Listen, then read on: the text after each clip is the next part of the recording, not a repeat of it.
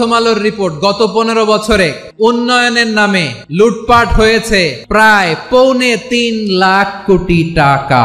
গত 15 বছরে কারা ছিল জানেন তো? শুধু ওনাদেরকেই দোষ দিয়ে লাভ নাই। স্বাধীনতার পর থেকে শুধু শাসকের হাত বদল হয়েছে, আমরা কিছু পাই নাই, ঠিক কিনা বলেন? শুধু ওনাদের দোষ দিয়ে কি লাভ? একদল খাইছে, আরেক দল খাওয়ার জন্য রেডি হয়ে আছে। কিন্তু দুঃখজনক হলেও সত্য যে গত 16 বছর রাজনৈতিক দলীয়করণ যেভাবে গ্রাম পর্যায় পর্যন্ত পৌঁছে গেছিল, আজ 16 বছর পর ফ্যাসিজম থেকে মুক্ত হয়ে এই সমস্ত সেকুলার, অন্যায়পরায়ণ, আত্মমর্যাদাহীন, আত্মসম্মানহীন মুসলমানেরা, দুর্বল গোলাম মুসলমানেরা তাদের ওই সমাজ, ওই গ্রামগুলোতেই আর একটা লেজুর ভিত্তিক দলকে চাঁদাবাজি করার, ক্ষমতার প্রদর্শনী করার, অন্যায় করার সুযোগ দিচ্ছে চোখের সামনে। সুযোগ ছিল বাধা দেওয়ার, দেখে যাচ্ছে, অথচ এখন বাধা দিলে বাধা দিতে পারবে। এখন চাইলে সোশ্যাল জাস্টিস, ন্যায় বিচার, মসজিদের ইমাম, মসজিদ কর্তৃপক্ষ, মসজিদের কমিটি, মাদ্রাসা প্রতিষ্ঠা করতে পারবে তার এলাকার মধ্যে, পারবে। আমি একটা বাজার চিনি আমাদের এলাকায়, ওই বাজারে গত 16 বছর বাজারে যারা সবজি বিক্রি করত, যারা দোকান দিত, তাদের থেকে চাঁদা উঠিয়েছে সাবেক ক্ষমতাসীন দল। আর 1, 1.5 কি 2 মাস চাঁদা উঠানো বন্ধ ছিল। এখন আবার ক্ষমতায় যারা আসেইনি তাদের কর্মীরা চাঁদা উঠানো শুরু করেছে। অথচ ওই মসজিদ কর্তৃপক্ষ চাইলে, এখনো যদি চায়, বলে যে এই মসজিদের সাথে সম্পৃক্ত এই বাজারে যদি কিছু টাকা উঠাতেই হয় তো মসজিদ কমিটি উঠাবে, উঠিয়ে জনগণের কল্যাণে ব্যয় করবে। এতটুকু সাহসিকতা আপনাকে দেখাতে হবে। আপনি যদি মানুষের উপর হওয়া অন্যায়, জুলম বন্ধ করতে না পারেন, আল্লাহ আপনাকে কখনোই রাষ্ট্র ক্ষমতা দিবে না। আপনি একটা লেভেল পর্যন্ত ন্যায় বিচারক হন, ন্যায় বিচারক হওয়ার চেষ্টা করেন, কেননা রাষ্ট্রে ইসলাম মানে ন্যায় বিচার। ন্যায় বিচারক হওয়ার চেষ্টা করেন, আল্লাহর দয়ায় আল্লাহ সুবহানাহু ওয়া তাআলা আপনাকে রাষ্ট্র ক্ষমতায় পৌঁছে দেবে ইনশাআল্লাহ। সম্মানিত উপস্থিতি, এই জন্য যুবকদের প্রতি, উপস্থিত মুসল্লিদের প্রতি উদাত্ত আহ্বান জানাবো, আপনি যদি পূর্ণাঙ্গ মুমিন হতে চান, আধুনিক যুগের তাগুতগুলোর কাফের হতে হবে। আধুনিক যুগের তাগুতের কাফের না হয়ে আপনি ইব্রাহিমের অনুসারী হতে পারবেন না। গণতন্ত্র, সমাজতন্ত্র, ধর্মনিরপেক্ষ মতবাদ, জাতীয়তাবাদ, এই ধরনের মতবাদের প্রকাশ্যে নিজেকে কাফের ঘোষণা করতে হবে যে আমি এই সমস্ত মতবাদের কাফের। এবার আপনার ঈমান পূর্ণাঙ্গ হলো, এবার আল্লাহর সহযোগিতা আপনার সাথে আসলো। শুরু থেকে শুরু করেন। নবীরা সবসময় শুরু থেকে শুরু করতেন। মুসা আলাইহিস সালাতু ওয়াস সালামের যে মুজিজার লাঠি ছিল, সেটি দিয়ে চাইলে ফেরাউনকে হত্যা করে দিয়ে ডাইরেক্ট ক্ষমতা নিতে পারতেন। এত দুঃখ, কষ্ট, অত্যাচার, জুলুম সহ্য করার দরকার ছিল না।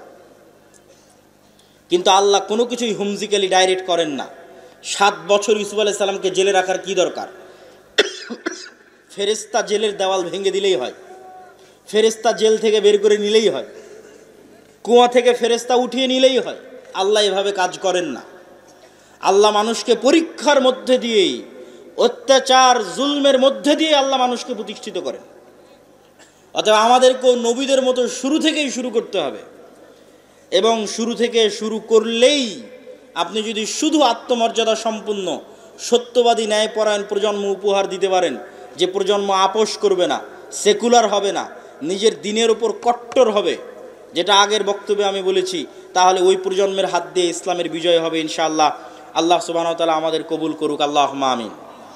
সম্মানিত উপস্থিতি, আজকের যারা অনুষ্ঠান আয়োজন করেছে তারা, আমি তাদের প্রতি উদাত্ত আহ্বান জানাবো যে তারা অবশ্যই এটির পিছনে প্রচুর খরচ করেছে। আপনাদের মধ্যে বৈঠকি দানের জন্য তারা যাবে। আপনারা অবশ্যই আল্লাহ সুবহানাহু ওয়া তাআলার সন্তুষ্টির জন্য তাদের উক্ত কাজে সহযোগিতা করবেন। আমি স্বেচ্ছাসেবকদের অনুরোধ করব ভিতরে যাওয়ার জন্য।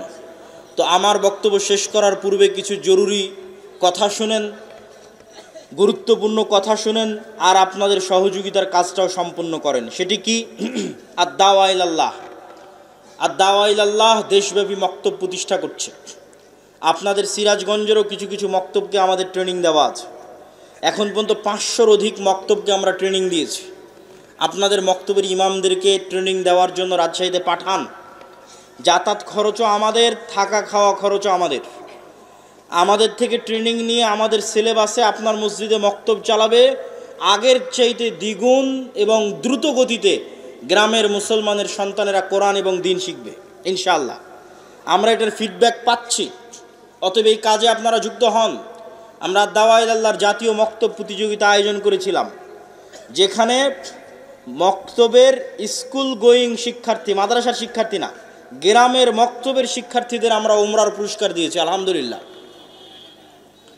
পাশাপাশি আল জামিয়া সালাফিয়া তার অধীনে অধিভুক্ত মুআদালা হিসেবে যেমন আমরা মসজিদগুলোর মক্তবকে সহযোগিতা করছি, এরকম বিভিন্ন দ্বীনি শিক্ষা প্রতিষ্ঠানকে সহযোগিতা করছি।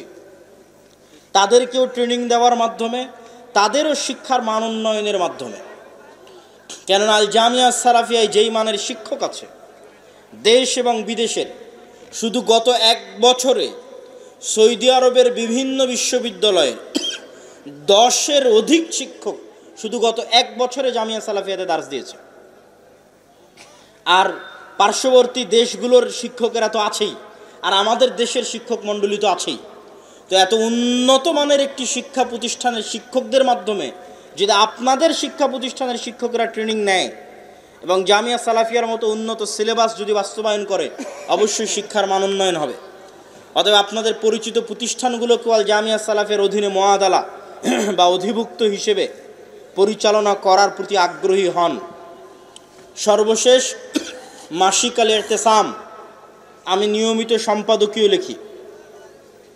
জানুয়ারি মাসের সম্পাদকীয়তে আছে সিরিয়ায় মুসলিমদের বিজয়, জেরুজালেম বিজয়ে অতি সন্নিকটে মুসলিম উম্মাহ, এবং অত্যন্ত গুরুত্বপূর্ণ জ্ঞান সম্পন্ন লেখকদের লেখনী থাকে, এবং গবেষণাধর্মী 50টা প্রশ্নোত্তর যার ফতোয়া বোর্ডে দেশ এবং বিদেশের আলেম ওলামারা বসে, সেই ফতোয়া বোর্ডের মাধ্যমে মাসিক আল ইতিসামের ফতোয়া আসে। অতএব মাসিক আল ইতিসামকে মূল্যায়ন করুন।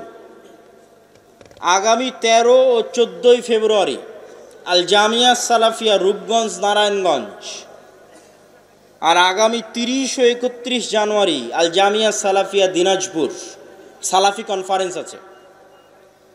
দেশ ও বিদেশের আলেম ওলামা উপস্থিত থাকবেন, ভারত, পাকিস্তান, সৌদি আরব, বাংলাদেশ। বিশেষ করে আল জামিয়া সালাফিয়া রূপগঞ্জের 13-14 ফেব্রুয়ারির সালাফি কনফারেন্সে, উক্ত সালাফি কনফারেন্সে আপনাদের উপস্থিত হওয়ার উদাত্ত আহ্বান রইল। মাসিক আল ইতিসাম পড়ার উদাত্ত আহ্বান থাকলো, আর দাওয়া ইলাল্লাহর অধীনে আপনাদের গ্রামের মক্তবগুলো পরিচালনা করার আহ্বান থাকলো। আপনাদের শিক্ষা প্রতিষ্ঠানগুলোকে আল জামিয়া সালাফিয়ার অধীনে পরিচালনা করার আহ্বান রেখে শুধুমাত্র আল্লাহর সন্তুষ্টির জন্য, দেশ ও জাতির কল্যাণের জন্য, আপনাদের সন্তানের উন্নত শিক্ষার জন্য আমরা কাজ করে যাচ্ছি। আল্লাহ সুবহানাহু ওয়া তাআলা আমাদেরকে এবং আপনাদের এই কাজগুলোকে কবুল করুক, আল্লাহুম্মা আমিন। এই বলে আমি আমার সংক্ষিপ্ত বক্তব্য এখানেই শেষ করছি। ওয়া আখির দাওয়ানা আনিল হামদুলিল্লাহি রাব্বিল আলামিন। আসসালামু আলাইকুম ওয়া রাহমাতুল্লাহি ওয়া বারাকাতুহু।